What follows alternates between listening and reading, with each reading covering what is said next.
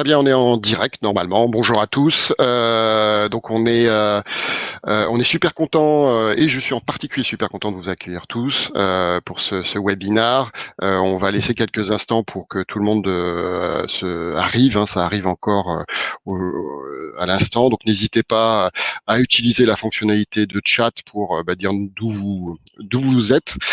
C'est toujours sympa de voir qui est où. Et puis on va commencer très rapidement. Donc bienvenue à tous ceux qui sont là pour la première fois. Donc Zest est et dont j'ai le plaisir d'être le directeur général, est une plateforme digitale au service des équipes. Et donc on va parler de ce sujet-là. Cet événement, ce webinar est un webinar qui rentre dans le cadre d'une Client Week où on a beaucoup travaillé et on travaille beaucoup avec nos clients. C'est l'événement ouvert à tout le monde, donc on est content de vous y accueillir. L'idée de cette semaine pour nous, c'était de partager ce qu'on prévoit de faire, notamment par rapport aux produits, et puis d'échanger sur les bonnes pratiques, sur les retours d'expérience. Et c'est ce qu'on va faire aujourd'hui avec notre client Oresis, qui est aussi un partenaire qui accompagne pas mal d'organisations sur des thématiques qui nous sont importantes. Et donc j'ai vraiment plaisir à aborder ce sujet avec vous, Florent, Aurélie et Pierre. Ce sujet est important pour nous et c'est presque même, j'avoue, un de mes sujets favoris que de voir évoluer la position dans l'organisation du rôle du manager, du management de proximité en particulier, avec ce qu'on appelle la posture de manager coach. Et donc, on va voir très concrètement avec vous trois un petit peu quoi. Qu'est-ce que vous avez fait? Comment ça se conjugue dans votre organisation? Et puis comment vous avez utilisé Zest. Donc, ce que je vous propose pour commencer, tout simplement, c'est de vous présenter, Florent, Aurélie et Pierre, rapidement. Très bien. Bonjour à tous. Merci David. Moi, ça va être rapide. Donc, je suis un des directeurs généraux d'Oresis. Et par ailleurs consultant, parce que je continue à faire des missions en tant que consultant. Bonjour à tous, Pierre. Donc, je suis consultant en Oresis depuis 15 ans. Je suis dans ce cadre-là un des animateurs de notre groupe de travail qui fait vivre notre démarche de transformation managériale qu'on applique à la fois en interne, et c'est notre sujet d'aujourd'hui, mais également chez nos clients, et je le pratique sur notre transformation interne et également dans différents autres contextes. Donc ton rôle, c'est de faire mentir l'histoire du cordonnier le moins bien chaussé, c'est ça? C'est exactement ça. Merci, c'est bien dit.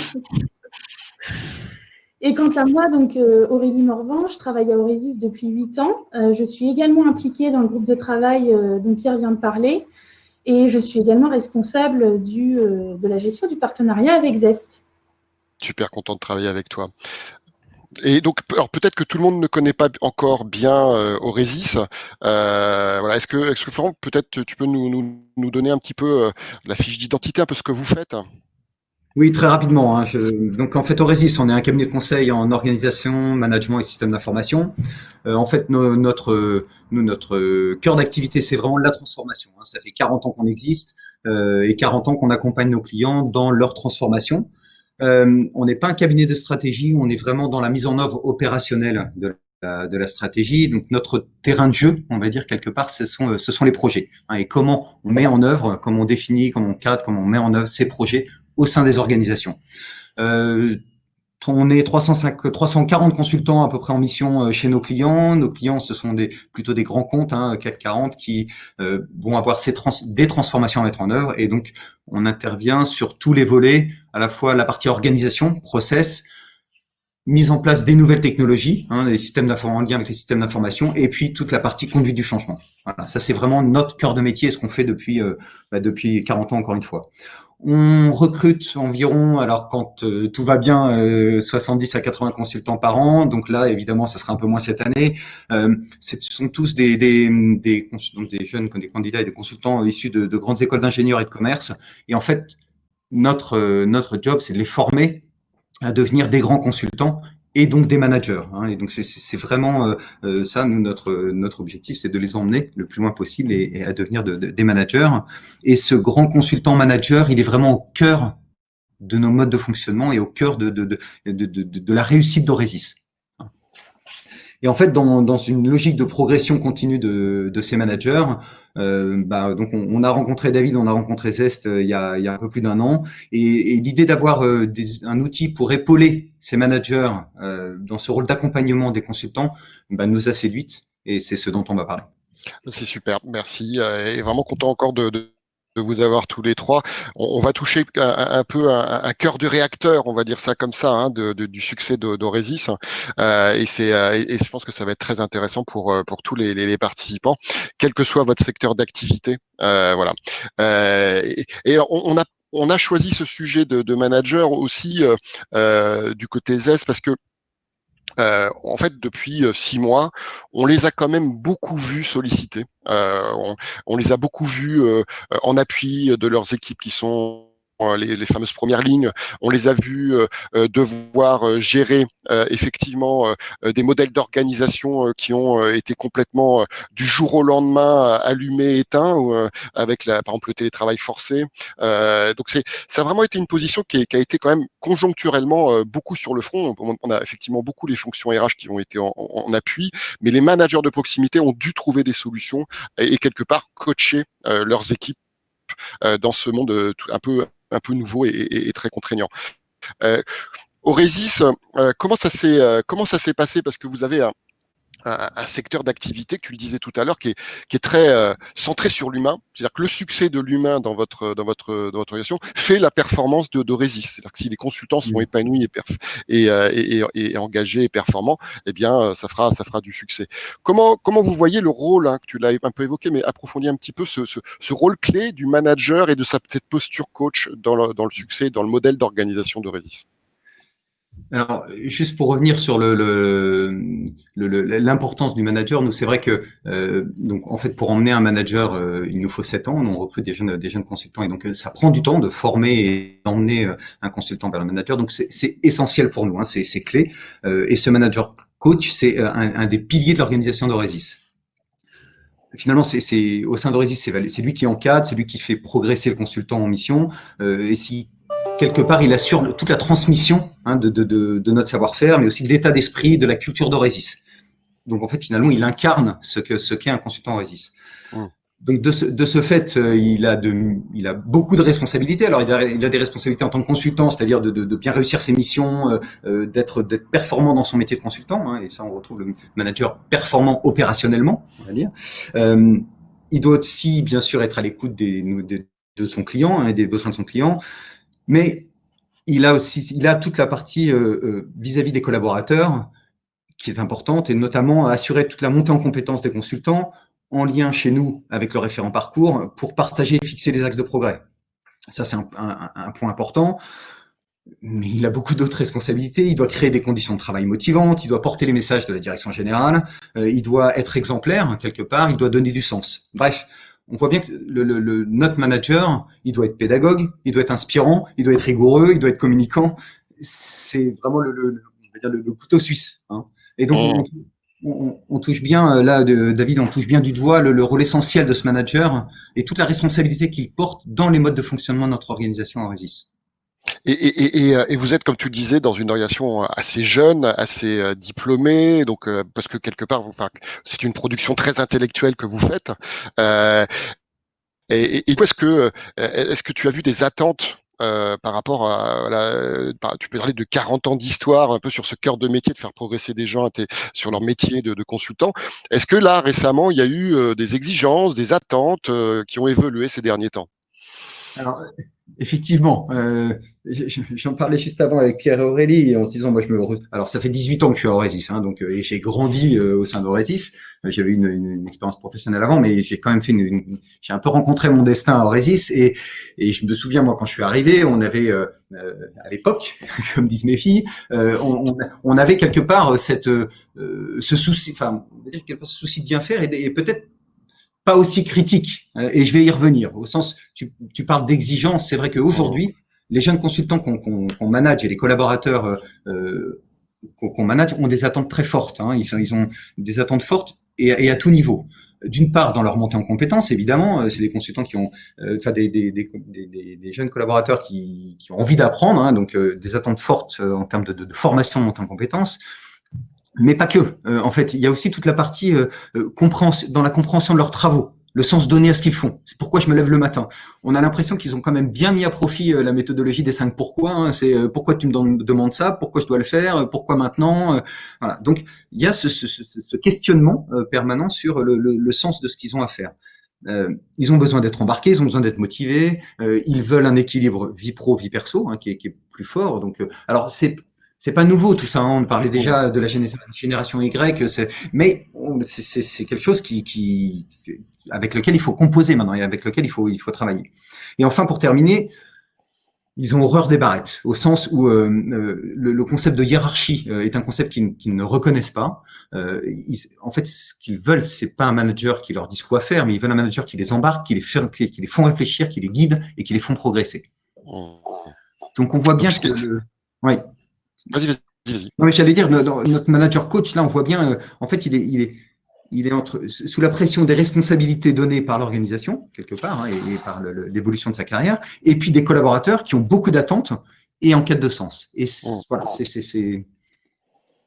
Alors ce que tu dis confirme, on va dire, l'importance de ce rôle-là dans une organisation, en particulier comme la vôtre, hein, qui pousse à l'extrême. Moi, ce que je trouve très intéressant, hein, pour ceux qui participent à ce webinaire, c'est que avec le métier, avec l'organisation d'Oresis, on a une espèce de d'organisation en mode Formule 1, c'est-à-dire que on est dans l'augmentation de la compétence et dans la formation des managers, dans une haute attente, on va dire, et dans une exigence du cœur de métier. Donc c'est un peu comme faire de la sur les voitures, mais là c'est des voitures de Formule 1 qu'il faut faire. Et ça, c'est dans vos pratiques, c'est intéressant. Alors on a vu votre exigence, hein, couteau suisse, avec des attentes en plus des talents. Donc c'est un vrai challenge. Si on regarde côté des attentes des managers, parce que je pense que ils ont droit, entre guillemets, à leurs mots. Voilà, on peut pas leur les faire devenir managers. Certains parlent d'une certaine désaffection des jeunes générations au rôle de management. Comment vous voyez effectivement évoluer les attentes cette fois des personnes, des consultants chez vous qui ont ce rôle de management? Avant ça, David, je voudrais revenir sur un point sur les attentes. Effectivement, j'ai parlé de la situation qui était délicate pour le manager, on l'a vu, hein, parce que c'est complexe. Il y a 2 points qui me semblent encore, qui viennent accentuer cette difficulté. Je voudrais juste revenir dessus avant de revenir sur la question. Bien sûr. Il y a donc on voit bien la situation elle est compliquée. On prend souvent l'image de l'étau, hein, pour le manager qui est pris entre les exigences des collaborateurs et les responsabilités auxquelles il doit faire face. À ça, alors ça, je pense que c'est pas spécifique à Oresis et je pense que nombreux sont ceux qui nous écoutent et qui retrouvent on va dire, c'est une petite difficulté ou cette complexité, hein, dans leur organisation. Et pour ajouter à cette complexité, dans le rôle de manager, il y a un phénomène qui s'est vraiment accéléré, et c'est là-dessus que je voudrais revenir parce que c'est important, ces dernières années, c'est l'accélération du rythme des transformations au sein des organisations. Au sens où, en plus de tout ça, le rythme de changement est fort, presque violent. Hein, et donc on sent bien que c'est aussi un point de stress pour le manager parce que lui il est le pivot finalement, la charnière avec ce rôle de mise en œuvre de ces transformations, au sens où il a la responsabilité de faire passer les messages, d'expliquer, de donner du sens, hein, et finalement de mettre en œuvre. Et pour finir sur ce point, avec ce qu'on disait, c'est avec le Covid, avec ce qui est arrivé avec la crise sanitaire, où là on l'a revu, on a vu que c'était un révélateur des responsabilités. Ce que tu disais en introduction, c'est là depuis 6 mois, le manager, il est un peu au cœur de la tourmente. C'est-à-dire qu'il doit, nous, si je reprends l'exemple d'Oresis, on a dû prendre un certain nombre de décisions très rapidement au moment du confinement. Et donc, on s'est posé la question de si on allait, par exemple, utiliser le chômage technique ou pas, parce qu'on a eu des consultants qui se sont arrêtés. Par exemple, sur ce point-là, on s'est dit non, on va pas faire appel au chômage technique, mais on a demandé en solidarité aux consultants et à tous les consultants de pouvoir prendre prendre des congés, hein, et la possibilité de prendre des congés. Pour participer à l'effort de guerre quelque part. Et je pense, et dans beaucoup d'entreprises, ça a été le cas. Mais donc ça, c'était des messages aussi à faire passer qui sont pas forcément évidents par les managers à leurs consultants. De la même façon, quand il a fallu faire rentrer les consultants post-confinement hein, et les faire revenir pour recréer du lien. Là aussi, il y avait la nécessité pour les managers de faire passer les messages. Donc on voit bien, ils étaient au cœur de cette tourmente là, encore plus dernièrement. Et avec une dimension effectivement très humaine et très inconnue, c'est-à-dire que vous aviez en plus la particularité de devoir vous transformer vous-même, de quelque part de gérer cette transformation accélérée ou qui se faisait au rythme des annonces gouvernementales ou d'un certain nombre de choses, donc avec des changements très très très fréquents et une incertitude sur le lendemain presque.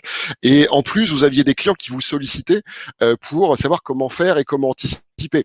Donc vous aviez, enfin voilà, c'était, c'est assez étonnant d'avoir cette situation pendant ce genre de période.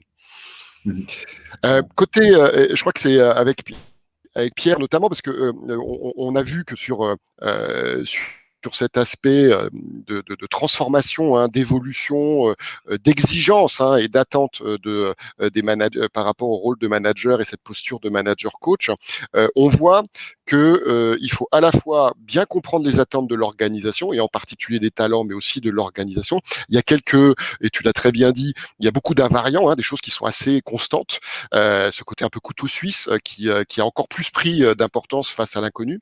Et puis il y a cette nécessité de s'adapter à la conjoncture et donc avec des attentes qui peuvent éventuellement avoir une criticité à un moment donné sur lequel il faut que les managers puissent répondre.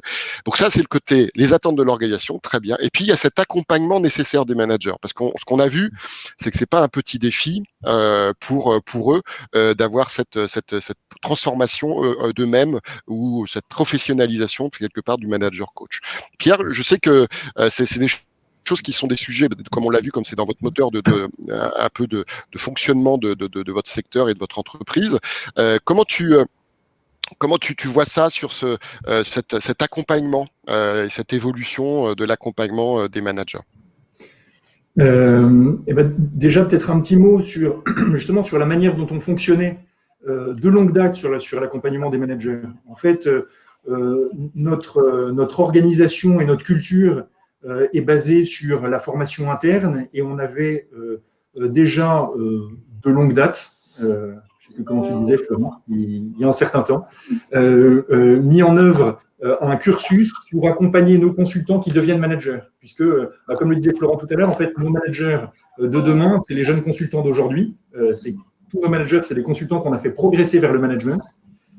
Et donc, on a un mode d'accompagnement progressif qui est très basé sur la mise en pratique via du mentorat par des consultants plus anciens, via des formations, via des séminaires qui vont aider les consultants à progressivement s'approprier les pratiques attendues du type justement communiquer sur les messages clés et le sens, recadrer, expliquer, féliciter. Voilà, toutes ces pratiques, en fait, on accompagnait déjà les managers pour qu'ils soient en capacité de le faire progressivement. Dans le contexte dont on est en train de parler, avec à la fois, on va dire, la pression dont on parlait qui s'accentue et le contexte des transformations qui est de plus en plus rapide, on a fait évoluer ce dispositif. Et comment, alors, du coup? Ouais. Donc, alors, en fait, on s'est rendu compte qu'il y avait des choses qui étaient des évidences avant, et dans la logique de recherche du sens, ça devenait nécessaire de les expliquer. Et du coup, le premier point, ça a été de mettre noir sur blanc et de clarifier pour tout le monde ce que c'est, chez nous, être un manager. Ça se traduit par la formalisation d'un référentiel managérial qui est de manière très concrète les valeurs, les postures et finalement les actions concrètes qu'on attend d'un manager. Alors, ces postures, on les regroupe en 7 rôles qui se déclinent dans des pratiques concrètes. Je trouvais ça intéressant, on se disait tout à l'heure avec Florent et Aurélie d'en citer un ou deux à titre d'exemple. Oui, on a un de nos 7 sujets. Voilà. Il y a des choses autour de donner du sens, que les managers sachent expliquer, donner du sens pour leurs équipes. Il y a tout un sujet autour de la reconnaissance, il y a tout un sujet autour de la justice et il y a tout un sujet autour de la progression. En fait, ce que je suis en train de dire là, c'est que on accentue dans notre référentiel managérial le rôle du manager coach par rapport au rôle du manager, on va dire, entrepreneur, parce que justement, non pas qu'il y en ait un qui soit plus important que l'autre, mais ce dont on avait besoin, c'était de plus expliquer le rôle du manager coach. Dans ce rôle du manager coach, reconnaître avec justice, ce qu'on demande à tous nos consultants, et maintenant c'est écrit, c'est de ne jamais laisser perdurer des comportements inadaptés. Voilà. Et ça, c'est opposable, et maintenant c'est opposable par les collaborateurs au manager, et un manager, il sait qu'il n'y a pas un moment où il a le droit de ne pas recadrer un comportement non solidaire, par exemple. Ça, c'est pour du positif. Pour du négatif, on a écrit « Il est interdit de s'attribuer le travail d'autrui ». Voilà. Et ce qui est particulièrement important, on en parlait sur oui, ce que tu disais, faire un écho, j'ai du vécu et c'est souvent des discussions qu'on a avec nos clients par rapport aux jeunes générations, comme on dit. En tout cas, il y a une vraie acuité là-dessus, c'est-à-dire au sentiment de justice, de la reconnaissance de ce qu'ils font, et ils n'acceptent absolument pas ce que tu disais, un peu de coup d'État en disant je prends ton travail et je me valorise avec. Et ça, c'est vraiment la pyramide, on va dire ça comme ça, qui s'effondre. Le niveau d'exigence qu'on met par rapport à ça, c'est de dire qu'il y a des choses qui sont… On pourrait avoir la faiblesse de se dire de temps en temps, on a le droit de franchir la ligne jaune. Nous, maintenant, ce qu'on a formalisé au travers de ce référentiel, c'est de dire il y a des choses, on veut les voir toujours, il y a des choses, on ne veut plus jamais les voir du tout. Et donc, ça a été le premier élément et c'est vraiment important. Alors, il correspond à nos valeurs. Il y a des choses qu'on a accentuées, notamment, par exemple, sur le travail en commun. Pour Aurésis, c'est particulièrement important que les managers encouragent leurs équipes à travailler ensemble plutôt que chacun soit le plus performant dans son coin. Ce n'est pas quelque chose qu'on est obligé d'appliquer partout, mais pour nous, c'est important. Et du coup, ce référentiel, il nous est vraiment propre. Voilà, donc ça, c'est le premier point. Référentiel managérial, bien clair, bien écrit, bien partagé. Et puis ensuite, après, le deuxième point, et ça, c'est voilà, notre expérience personnelle et ce qu'on observe chez nos clients, il y a une marche à franchir entre un moment le fait d'être convaincu de quelque chose et le fait de le mettre en pratique. Et du coup, on a inventé une démarche originale qu'on a appelée éclosion et qu'on s'applique pour que les managers, une fois qu'ils ont compris, ils arrivent à le mettre en œuvre. Et pour aller vite, elle est basée sur le travail en commun, c'est-à-dire qu'on regroupe nos managers par binôme qui travaillent, qui ont en confiance, qui vont s'épauler pour progresser. Ces binômes qui sont intégrés au sein d'une promotion, dans le cadre de laquelle on partagera des expériences, on se formera, on aura des codevs. Et cette démarche, elle est dans la durée. C'est pas on forme et merci, au revoir, t'es un bon manager. Et du coup, dans la durée, on accompagne l'ensemble des managers pour progresser vers cette cible inatteignable du bon manager, mais dont on veut se rapprocher tous les jours. Voilà les deux piliers de l'accompagnement de notre transformation managériale pour répondre aux défis dont on parlait tout à l'heure. Je crois qu'on a perdu David, j'ai l'impression. Oui. Moi, ce qui me semble important, Pierre, par rapport à ça, c'est par rapport à ce que nous on est au Résis, c'est nous toutes les formations que l'on… Oui, David, on t'entend, mais on ne te voit plus.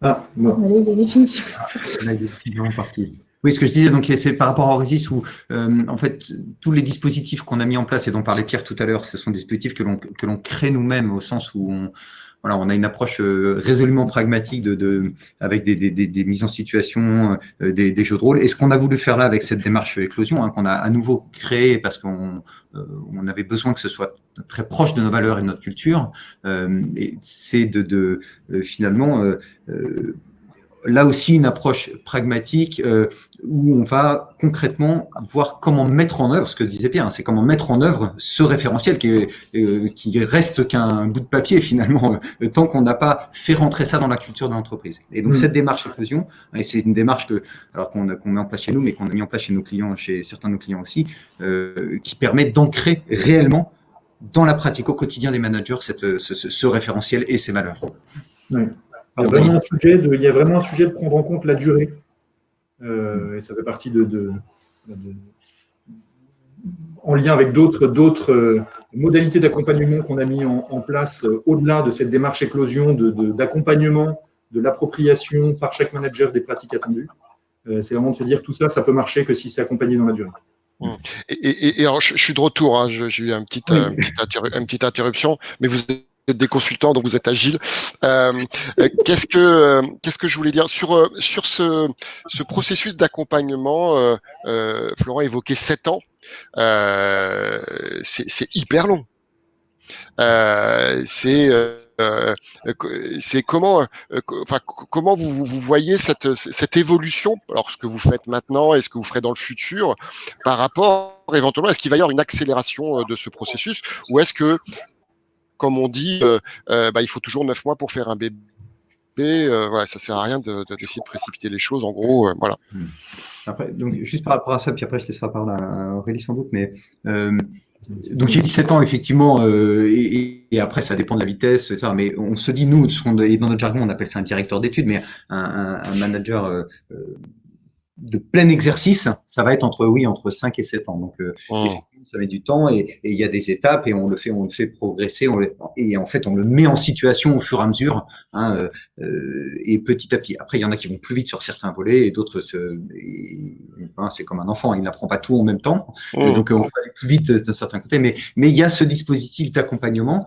Après effectivement on le fait évoluer, donc on a parlé d'éclosion et je pense que même sur des actions plus concrètes et plus on met en place des choses pour accompagner et pour accélérer, bien sûr, ou pour avoir des managers encore meilleurs, si c'est possible. Voilà. Peut-être un mini complément, c'est effectivement la progressivité. Quand on dit 7 ans, c'est bien pour atteindre ce niveau de plein exercice. Un jeune collaborateur, un jeune consultant, il va être son manager, justement, va tout faire pour le faire progresser régulièrement et pour le mettre en situation progressive d'encadrement très vite. Et ça peut arriver sur des aspects opérationnels, ça peut arriver très vite, au bout de 2 ans, sur un sujet maîtrisé, d'être capable de travailler avec quelqu'un d'autre et de commencer à lui transmettre les connaissances déjà acquises. Et puis, il y a un certain nombre d'étapes qui vont permettre d'avoir une avancée régulière sur ces sujets. Donc c'est pas un effet tunnel, hein, c'est pas un grand Graal, et c'est très concret, et donc il y a beaucoup de légitimité par rapport au processus. C'est-à-dire que je suis mis en situation, on me fait un feedback très concret sur ces mises en situation, c'est pas théorique, c'est pas sur du potentiel, et du coup ça permet de voir passer les 5-7 ans beaucoup plus vite et beaucoup plus légitimement. C'est important ce que tu dis. En fait, il n'y a pas à un moment donné, on ne décrète pas que quelqu'un devient manager. C'est en fait, il devient légitime à être manager. Et c'est comme ça que ça se fait dans notre organisation. C'est par la prise de responsabilités successives et progressives qu'on devient manager. Et surtout dans un aspect très pyramidal d'une organisation, quelque part où il y a quand même beaucoup moins de managers que de collaborateurs consultants dans votre cas, et donc il y a une espèce de méritocratie qui est importante, et c'est souvent des attentes très très fortes dans les générations. C'est pourquoi il a été nommé manager, et voilà. Et donc là, j'imagine qu'avec ce parcours très concret, eh bien il y a ce que tu disais, il y a une légitimité de plein exercice qui se fait naturellement. Aurélie, est-ce qu'il y a des choses complémentaires, et justement comment vous avez, on va dire, inséré Zest, comment vous avez zester ce dispositif? Alors effectivement, donc là, Florent et Pierre viennent de parler d'une démarche de très long terme, assez englobante sur toutes les dimensions que doit adresser le manager. Mais il y a aussi des problématiques bien particulières qu'on avait besoin d'adresser, comme par exemple la détection des consultants en difficulté. Donc, on a déjà des dispositifs qui permettent de détecter ces consultants, puisque un consultant, il est avec un manager, mais il peut être avec 2-3 managers. Il travaille aussi en interne avec d'autres consultants à Aurésis, donc il a de multiples canaux qu'il peut utiliser pour remonter justement une alerte, que ce soit professionnelle, personnelle, etc. Donc, mais il y en a toujours… Juste pour préciser, Juste pour préciser Aurélie, parce que en fait, l'une des caractéristiques du conseil, c'est que les consultants passent beaucoup de temps en dehors des bureaux, on va dire ça comme ça, et sont beaucoup chez les clients. Et donc du coup, pour vous, en tant qu'organisation, eh bien, cette détection, elle est moins facile. Et en fait, vous vivez la situation que vivent beaucoup d'organisations depuis 6 mois, avec le télétravail par exemple, où on n'est pas physiquement connecté ou en contact. Et du coup, ce risque d'isolement de distance, eh bien, vous deviez le traiter pas seulement par rapport à la conjoncture, mais par rapport à votre métier. Donc c'est très juste ça, David, hein, et on avait effectivement on avait mis en place déjà des palpeurs, hein, comme le dit Aurélie, on avait déjà des palpeurs pour justement, parce qu'on a cette force qui nous pousse vers l'extérieur, hein, nous autres consultants, parce qu'on est chez nos clients, mais on sentait qu'on avait besoin de plus. Et effectivement, on a commencé à utiliser, donc on y allait par petites touches, en fait, on a commencé à utiliser l'humeur bien avant cette phase de Covid pour justement essayer de détecter en fait ces consultants qui passaient en dehors des mecs du filet, si je peux parler ainsi. Et effectivement, je vous donne juste un exemple. Au départ, on l'adressait cette humeur donc une fois par semaine. Et puis, pendant la période de confinement total, on est passé à 2 fois par semaine parce qu'on était vraiment plus en contact physique les uns des autres, même si on avait mis en place aussi des dispositifs pour essayer de se contacter beaucoup plus souvent. Et donc, on s'est rendu compte, l'utilisation de l'humeur, donc comment ça fonctionne chez nous. Donc, en deçà d'un certain seuil, en fait, des patrons donc de ce qu'on appelle nous donc les patrons des business areas, qui sont des regroupements en fait de terrains de jeu d'une cinquantaine de consultants qui se rencontrent régulièrement pour échanger, reçoivent une alerte. Voilà. Cette alerte, donc, elle n'est pas anonyme. On détecte exactement le consultant qui a envoyé cette humeur basse. Et en fait, ils se consultent, donc les patrons de BA se consultent pour échanger sur la problématique et se dire quelle est la personne qui va prendre en main ce sujet. Et donc, contacter le consultant en question pour mettre en place un plan d'action qui sera adapté par rapport à sa problématique. Et ça fonctionne vraiment très bien.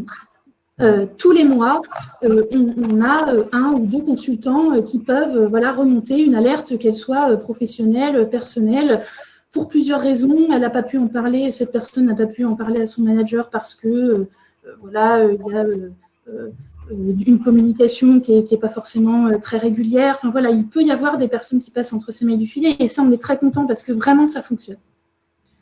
Et c'est une réponse d'ailleurs à une des questions de Quentin, qui a posé une question sur justement que les managers ne risquaient plus de percevoir les signaux faibles par rapport à cette distanciation digitale. Et donc c'est exactement ce que tu évoques. Ouais. Oui, parce qu'en plus, il faut prendre en compte les personnalités de chacun. Il y a des personnes qui ont du mal à exprimer directement à leur manager qu'elles ont besoin d'aide pour plein de raisons. Et donc, ce dispositif, il permet justement de pallier en fait à quelque chose qu'on n'arrive pas à capter. Donc ça, c'était vraiment une grande avancée pour nous et on en est très contents. Ça, on a voulu... Oui. Excusez-moi. Non, mais j'allais compléter en disant que c'est efficace. On n'en a pas énormément. On en a 2, 3, 4 par mois. Mais par contre, ce qui est, on vous a expliqué tout à l'heure que l'importance pour nous de faire attention à l'épanouissement de nos consultants et d'avoir cette possibilité de sentir s'ils vont bien ou pas, et pour les fidéliser et aussi pour qu'on puisse les emmener le plus loin possible. Et donc, pour nous, c'est énorme, même ces 4 par mois. Et puis, on a aussi voulu accentuer en fait ce processus. Donc, on utilise les sondages réguliers, alors donc qui sont adressés par justement ces patrons de BA dont je vous parlais, de manière assez régulière, tous les 3 à 4 mois. Là, l'objectif, c'est vraiment d'approfondir un certain nombre de sujets sur ce dont on parlait tout à l'heure. Est-ce que l'équilibre pro-vie perso est bon? Est-ce que des consultants ne sont pas en surcharge de travail? Donc est-ce que les relations avec les collègues et avec les clients sont bonnes, etc. Et en fait, tous ces résultats Ils sont partagés, donc l'objectif, en fait, c'est de recueillir cette matière pour mettre en place des plans d'action et donc améliorer la situation si besoin. Et ces résultats, en fait, ils sont partagés auprès de tous les consultants. Ça, c'est un point qui est très important. C'est-à-dire qu'à partir du moment où vous sollicitez vos collaborateurs pour qu'ils vous donnent, en fait, du feedback, eh il faut aussi qu'il y ait un retour pour qu'ils voient que c'est ce qu'ils ont dit, ça a été pris en compte et qu'il y ait une certaine transparence, voilà, sur le plan d'action qui doit être mis en place. Donc tu penses que ces dispositifs que vous aviez mis en place avant vous ont aidé à être un peu plus mieux résilient, ou plus, en tout cas on va dire à absorber un peu plus cette période tout à fait exceptionnelle. Oui, complètement, parce qu'en fait, ça nous a permis, en fait, si vous voulez, donc dans cette situation qui est arrivée de manière très soudaine, on ne s'est pas senti désarmé. On s'est dit, voilà, en fait, on a des dispositifs qui existent, on a mis en place Zest et on l'utilisait pour tel et tel cas d'usage, et là, on va renforcer en fait son utilisation. C'est là où aussi, en fonction du contexte, il faut être agile sur l'utilisation qu'on fait de cet outil. Et enfin, alors ça c'est aussi en complément, on a utilisé et on utilise toujours la fonction de feedback. Donc c'est beaucoup on utilise beaucoup le feedback one-to-one, c'est-à-dire moi j'envoie un remerciement à un consultant, un collègue qui m'a beaucoup aidé, qui m'a rendu service.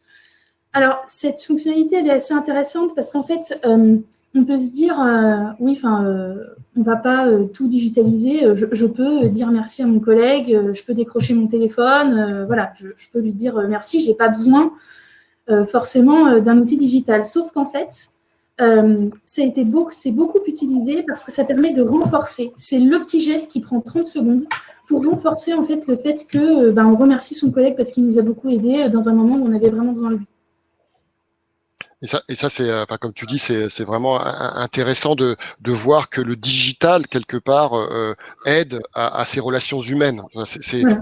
On n'est pas sur des usages du digital, workflow, procédure, consolidation d'informations, reporting, mais on est vraiment sur de la stimulation et de l'alimentation un peu de la conversation humaine et d'un meilleur diagnostic, une meilleure compréhension de cette organisation humaine, et avec toutes ces diversités et ces situations individuelles qui peuvent, dans certains cas, que tu le disais, être même délicates et sur lesquelles le management et le manager de proximité doit pouvoir avoir ces informations-là. Comment vous voyez l'évolution de l'usage du digital et donc de Zest en l'occurrence dans le futur par rapport à ce rôle de manager coach, des données par des alertes qui le rendent plus, qui lui permettent de sortir de la tête au-dessus du guidon de temps en temps quand c'est vraiment nécessaire, par exemple. Voilà, comment vous voyez l'évolution des usages digitaux? Je crois que vous allez étendre un peu les usages de Zest en particulier pour porter la posture de manager coach. Tout à fait. Donc, c'est vrai que nous, on y va souvent par petites touches et on croit beaucoup en fait en ça. Le fait de commencer à utiliser une fonctionnalité, de modifier une partie du process et de voir en fait si ça prend bien. Il se trouve effectivement qu'on a une autre problématique qui est celle d'améliorer la relation et de consolider la relation entre le manager coach et son référent parcours, dont Florent et Pierre vous ont parlé un petit peu tout à l'heure, justement pour accompagner le manager dans son travail de manager. Donc, pour poser un petit peu le cadre, en fait, nous, on a 2 points d'étape obligatoires tous les ans. Donc, le premier en milieu d'année, entre le manager, coach et son référent parcours. Ce premier point, ce point de mi-année, l'objectif, c'est de regarder dans le rétroviseur donc des 6 derniers mois, fixer les objectifs pour les 6 prochains mois ou les amender, etc. Et puis, il y a un point à la fin de l'année qui est donc de faire une rétrospective de l'année, de fixer les objectifs sur le plus long terme et puis d'échanger sur la rémunération donc, de fin d'année. Sauf que nous, effectivement, à Aurésis, on demande des points d'étape intermédiaires au manager coach et au référent parcours, pour plein de raisons. La première, c'est qu'il faut trouver des moments pour échanger de manière régulière. On ne peut pas échanger juste tous les 6 mois. La deuxième, c'est que, comme l'expliquaient Pierre et Florent, ça bouge tout le temps. Nous, en tant que consultants, en plus, c'est vraiment accentué parce qu'on peut changer de mission assez régulièrement. Et donc, les objectifs peuvent devenir obsolètes. Et donc, pour ça, il faut qu'on puisse réaligner, en fait, par rapport à ce qu'on attend l'un l'autre sur le parcours.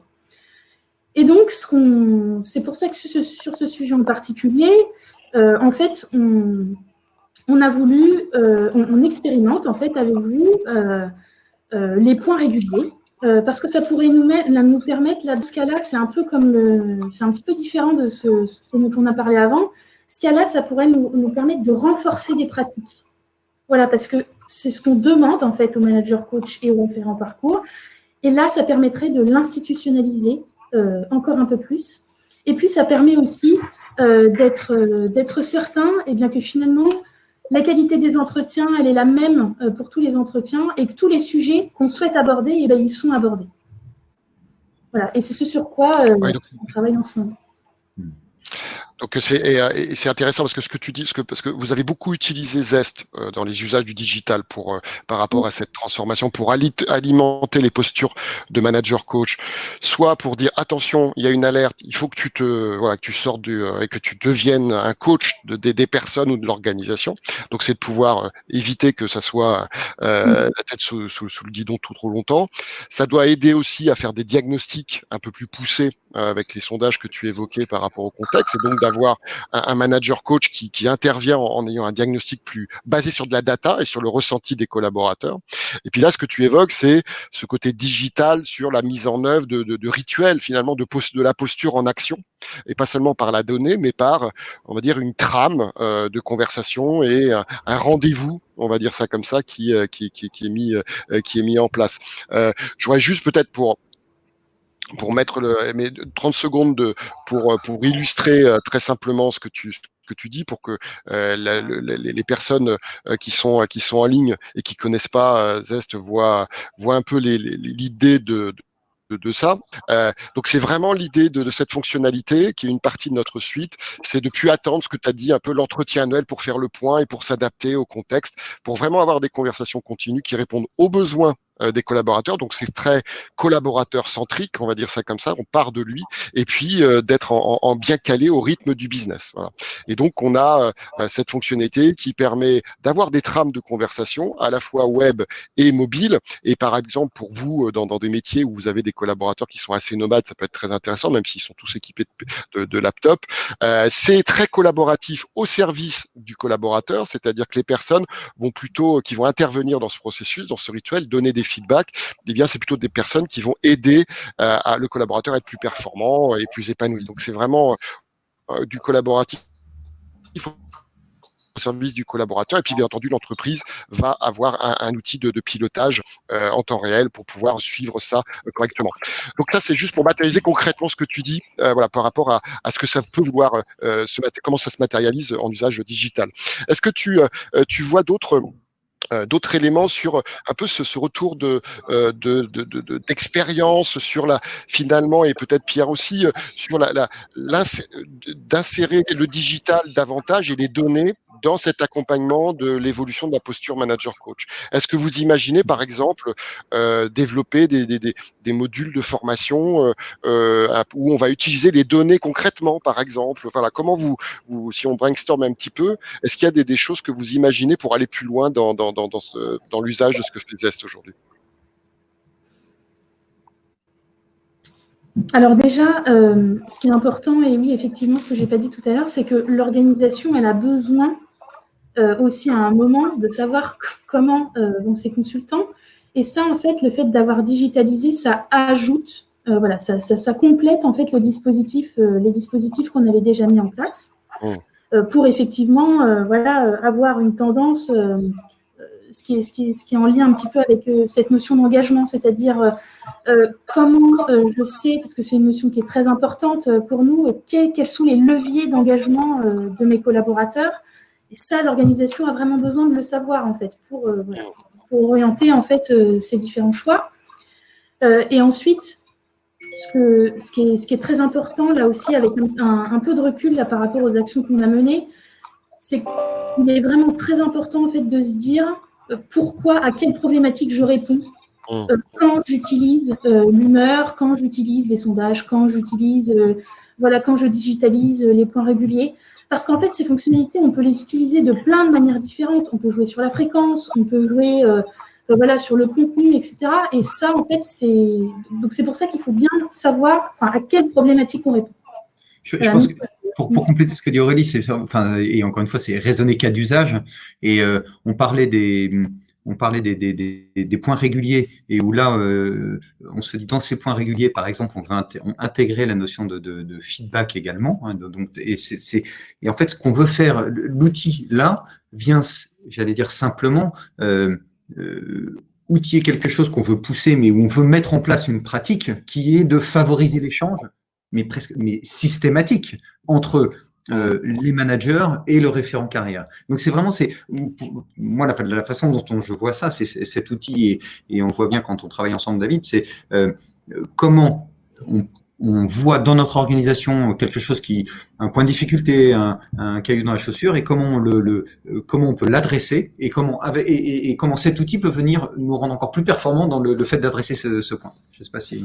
Non, c'est ce qu'on voit, c'est-à-dire qu'effectivement le digital vous aide en étant adaptatif, et donc c'est la puissance de la configuration, de pouvoir faire sa propre trame, par exemple, sur une population différente d'une autre, de faire des rituels un peu personnalisés. C'est aussi d'être ce qu'on dit souvent dans les startups, scalable, c'est-à-dire que de pouvoir diffuser cette pratique sans problème de distance physique. On voit que c'est important, en particulier en ce moment, mais ça l'a toujours été pour vous, sans problème de langue, et que tout le monde soit quelque part traité à égalité avec une pratique qui se déploie, qui fait partie du référentiel que vous évoquez et de la culture de la société.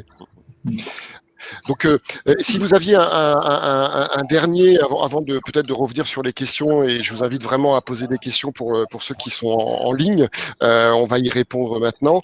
Si vous avez un conseil, en disant, allez, vous voulez aller plus loin dans le déploiement de la posture managériale coach dans votre organisation, c'est quoi un petit peu vos conseils un peu pratiques qui seraient les plus importants pour vous?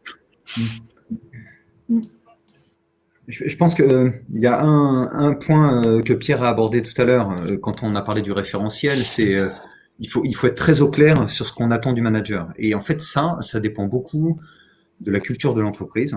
Ça dépend beaucoup de ce qu'on finalement ce qu'on attend à la fois en termes de savoir-être, de savoir-faire, de comportement. Et tout à l'heure, on parlait de do et de do's and don'ts, et de qu'est-ce qu'on peut faire et qu'est-ce qu'on ne doit absolument pas faire, qu'est-ce que l'organisation est prête à tolérer et ne veut pas tolérer. Et ces choses-là, je pense qu'il faut vraiment se poser et vraiment le travailler. Aurésis, on est une entreprise avec une hiérarchie très très plate. On a 3 niveaux pour 350 consultants. C'est basé sur la confiance, c'est basé sur la responsabilité, c'est basé sur l'entraide et la solidarité. Tout ça, on a voulu il fallait que ça transpire de notre référentiel. Et donc on a construit ce référentiel managérial quelque part de manager confiant sur ces piliers-là. Donc ça, c'est vraiment un point essentiel. Après, l'autre sujet, c'est de bien identifier. On en a parlé, bien identifier ce qu'on veut adresser, c'est-à-dire les cas d'usage, quelles sont les difficultés, les problèmes qu'on veut adresser, et vraiment bien les travailler, pour se dire c'est vraiment quel caillou dans la chaussure je veux enlever avec ce que je vais mettre en place. Et puis une dernière conviction, et vous avez pu le sentir à travers ce que disait Aurélie quand elle en parlait, c'est que moi, je suis assez convaincu, on est assez convaincu qu'il faut faire évoluer les modes de fonctionnement par petites touches. On a dit que les managers, ils étaient assommés par les transformations. Je pense que je crois beaucoup aux petites touches dans ces cas-là. Aurésis, on existe depuis 40 ans. Et la façon dont moi, je le vois, en fait, ça fait un peu penser à du pointillisme, au sens on teste, on met en place, on teste, on regarde, on a le retour et on ajuste. On a dit, mais même ne serait-ce que quelque chose de très simple comme l'humeur. On s'est dit, d'abord on le met 2 fois par semaine, puis 1 fois par semaine, puis après on a accéléré pendant le confinement. Bon, c'est ces choses-là qui sont un peu subtiles et qu'il faut bien regarder. Voilà. Donc voilà, moi je pense que c'est principalement ça. Je ne sais pas si Pierre et Aurélie veulent compléter, mais en tout cas moi ce que je sens, c'est qu'on est dans une vraie relation de partenariat avec toi, David, et on sent bien que justement on peut faire ces tests. Essayer et en fait on progresse ensemble, et c'est ça que je trouve ça très bien. Peut-être un minute. Pardon, excuse-moi. Non, juste pour répondre à ce que vient de dire Florent, c'est vrai que, et merci pour ce message, mais c'est vrai que la technologie et la solution Zest en particulier vous permet de tester rapidement et de changer rapidement. C'est-à-dire que le test and learn, il a toujours existé, on va dire ça comme ça, ce que tu disais il y a 40 ans, sauf que on le fait de plus en plus rapidement parce que justement les changements sont de plus en plus rapides. Et la technologie, elle vous permet d'aller sur ces pointillés quelque part un petit peu plus vite si c'est souhaité, si c'est nécessaire. Et c'est ça qui est intéressant. Pierre. Ouais, ce que je veux dire, c'est qu'on est très confiant, je pense, pour la suite sur tous les nouveaux usages qu'on va adresser avec du digital, et là sur les sujets dont on parle avec Zest en particulier, notamment parce que déjà on a vu que ça marchait, et puis que je pense qu'on a découvert qu'on a mis le doigt sur quelque chose qui est peut-être un risque, qui est de faire attention à ne pas dire qu'on doit choisir entre des pratiques à l'ancienne et des pratiques digitales. Là où les exemples qu'on a partagés aujourd'hui, c'est vraiment des sujets où on a les deux, et les deux fonctionnent. On n'oblige pas forcément à choisir l'un ou l'autre. Voilà, les feedbacks ils peuvent fonctionner de différentes manières. On ne dit pas maintenant on arrête de se parler, et on ne donne pas cette impression-là non plus. Et le fait d'avoir une complémentarité entre différents moyens d'être un bon manager et un collaborateur connecté au sens humain du terme, c'est bien de pouvoir, de pouvoir avoir toujours cette possibilité de le faire des deux manières. Et c'est ce qu'on a réussi à bien faire grâce à Zest. Enfin, moi j'aime beaucoup l'image de la connexion non pas technique mais humaine, voilà, grâce à Zest, parce que c'est vrai que la technologie, comme on l'a dit, et c'est cette génération technologique, elle est vraiment au service de l'humain. C'est-à-dire que nous on a du sens pas par la performance technologique, on va dire ça comme ça, mais par les connexions humaines, les conversations, et il y a rien de mieux, qui nous fait vraiment plaisir quand on a des retours d'expérience en disant on a détecté tel cas compliqué, et sans ça on n'aurait peut-être pas vu. On a pu et ça c'est humainement c'est vraiment très très important pour nous. Est-ce que Aurélie tu as un mot pour la fin, et puis je regarde en parallèle les questions Écoutez, non, tout a été dit. Tout a été dit. Très bien. Alors moi j'ai bon super. Moi j'ai des questions. J'ai des questions qui étaient liées à l'humeur, et qu'est-ce que, notamment la fréquence. Mais tu as déjà répondu. Qu'est-ce qui vous permet d'avoir une lisibilité égale? Est-ce que ça veut dire puis juste en fait expliquer que vous avez à la fois des systèmes de notification avec ces systèmes d'alerte que tu évoquais, d'accord? Et puis il y a un endroit où on partage les humeurs entre collègues ou avec l'équipe, et donc on a aussi ce côté un peu social de détection par rapport à la visibilité du partage de l'humeur. Rappeler pour ceux qui connaissent pas qu'on peut partager l'humeur en anonyme dans certains cas, et puis aussi rappeler qu'il y a une espèce de mood board, de tableau de bord qui permet de voir des tendances sur la durée dans les organisations. Est-ce que ça, vous avez identifié par exemple des évolutions pendant la période où il y avait des équipes peut-être qui étaient à des moments différents plus touchées par des humeurs plus baissantes, on va dire ça comme ça? On a parlé du traitement individuel. Est-ce qu'il y a eu des mouvements un peu collectifs sur des organisations plutôt? Tu veux dire sur des organisations au sein d'Aurésis? Oui, est-ce que vous aviez identifié qu'il y avait des organisations qui avaient peut-être un peu plus de mal, entre guillemets, ou qui étaient un peu plus fréquemment sujettes à humeur basse, par exemple? Ou est-ce que c'était des traitements très individualisés, comme tu l'as très bien évoqué? Alors, il y a plus... Non, alors, je réponds en deux temps. Et effectivement, il y avait quand même un peu plus, effectivement, c'était un peu plus marqué, par exemple, sur les consultants pour lesquels l'émission s'était arrêtée, et qui, voilà, pour qui c'était un petit peu plus difficile, voilà, forcément. Et puis, il y avait aussi beaucoup, mais ça, c'est pas, effectivement, il y avait ça, mais il y avait aussi quand même beaucoup de situations personnelles, tu vois, quand on disait qu'avec l'humeur, on remonte à la fois des situations professionnelles et personnelles, c'est que voilà, chacun était confiné d'une certaine manière, et voilà, et on ne pouvait pas tous, on n'était pas forcément égaux par rapport au confinement là-dessus. Donc oui, c'était aussi beaucoup de situations personnelles. Et on va arrêter là, parce que l'heure va arriver. Et c'est vrai que ce que vous avez bien montré, et je pense que les participants l'ont apprécié, c'est de montrer comment cet usage du digital est d'abord très humain, très connexion sur l'humain, et elle permet à l'échelle, même dans les situations où c'est compliqué, avec des parties de chômage technique ou de l'incertitude par rapport à des intercontrats. Par exemple, dans vos métiers, c'est le consultant, c'est existentiel. Hein, il aime être chez ses clients et travailler pour accompagner ses clients. Et donc ça vous permet à l'échelle de le faire. C'est-à-dire que tous les managers ont cette empathie entre guillemets un peu monitorée. Et vous, au niveau de l'organisation, vous pouvez le faire. Et ça, je pense que c'est une capacité qui rend les organisations à la fois plus humaines avec la technologie et plus résiliente, plus agile par rapport à ça. Je crois qu'il y a un petit écho, Florent, avec le son, mais c'est pas. On va bientôt finir. Okay. Et alors moi sur le manager, j'avais une image qui m'est venue en tête par rapport à tout ce qu'on s'est dit, par rapport quand on a vu quand même le challenge que c'était, l'accompagnement qui était nécessaire. Effectivement, moi mon conseil, c'est n'envoyez pas un petit peu vos managers coach, à la fois les nouveaux et puis les anciens qui doivent évoluer, hein, parce que bien entendu, il faut aussi s'occuper de ceux qui sont déjà managers.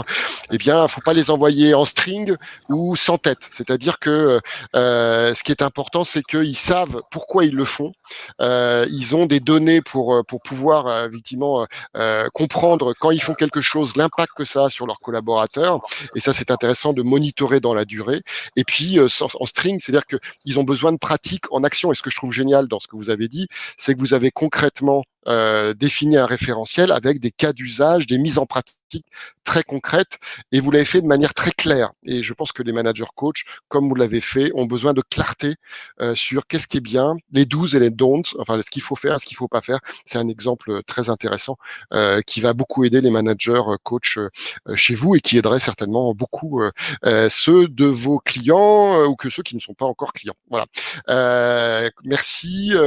Je vais. Alors, il y a une dernière question sur Zest dans Teams. Donc aujourd'hui, on est intégré dans Slack complètement, et les équipes travaillent sur Teams.